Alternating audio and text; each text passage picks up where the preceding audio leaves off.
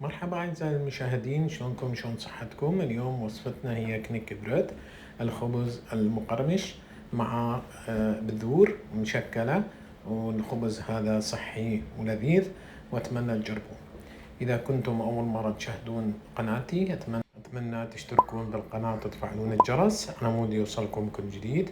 سوون شير ولايك للفيديو وتابعوني المقادير بعد الفاصل.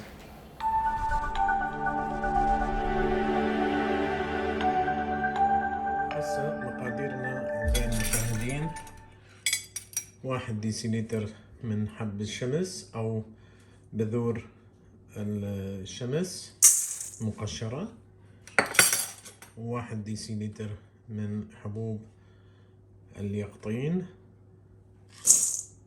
أو القرع، 1 ديسيلتر من حبوب بذور الكتان،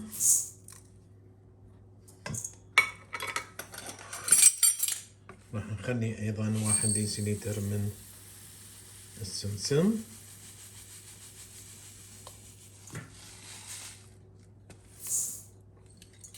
وعندنا هاي طبعا حسب الرغبة. هذا 1 ديسيلتر أيضا من السمسم الأسود أو حبة البركة، هنا يسموه سمسم أسود بالسويد.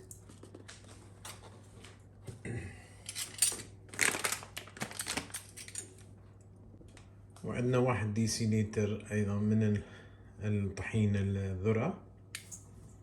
هاي المواد راح نعجنها نصف ملعقة شاي ملح أو حسب الرغبة الملح. وعندنا زيت الزيتون، ناخذ لنا ملعقة طعام زيت زيتون نهاية الوصفة.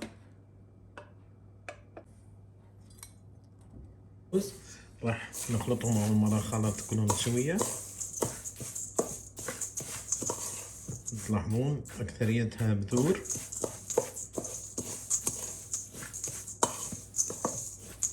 وصحية كثير، بها فوائد كثيرة أيضا. ما نستعمل طحين عادي، طحين القمح، نستعمل 1 ديسيلتر بس من بذور من الطحين الذرة. نخلطهم جيدا هكذا. نخلي 2.5 ديسيلتر ماء بدرجة الغليان، ونخلط المواد. احتمال يحتاج نصف ديسيلتر آخر أو ربع، ولا نص ديسيلتر آخر، وبين 2.5 3 إلا شوية مي يغلي. لازم يكون المي مالتنا يغلي.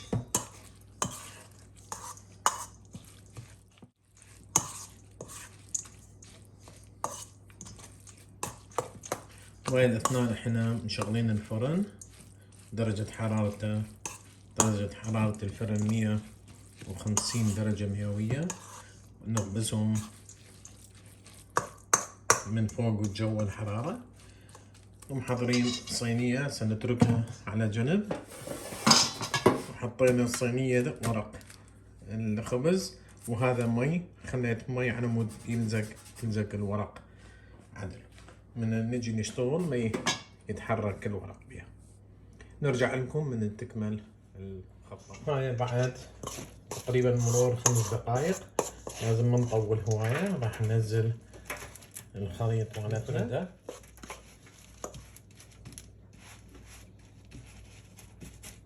الصينية،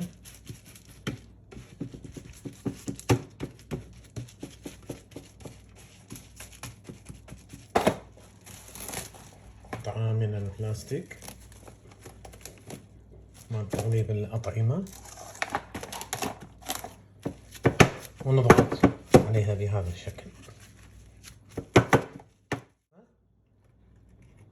راح نحاول نقطعها بهذا الشكل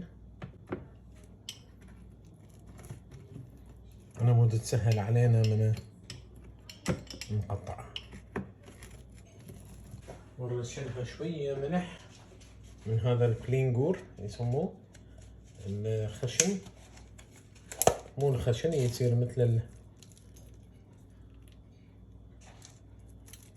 ورق خفيف ينطي طعم كلش طيب.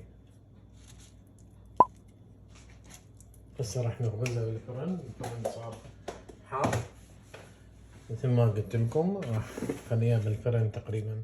هسه حطيناه بالفرن، راح نتركه تقريبا ساعة، ننصب الساعة.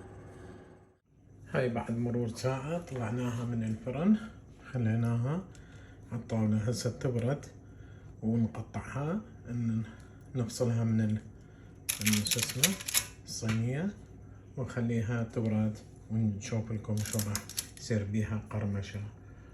وهذا نوع من انواع الكنك براد، هنا يسموه بالسويد.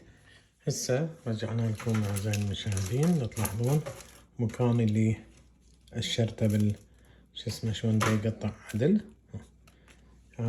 هاي الطريقة على مود هيج سويناه نيشان على مود ينكسر بسهولة. إذا ما تحبون حبة السوداء تقدرون تستغنون عنها. إذا ما تحبون السمسم أيضا تقدرون تستغنون عنه، تزيدون شغلات أخرى مكانها. تلاحظون إنه تسمعون صوتها.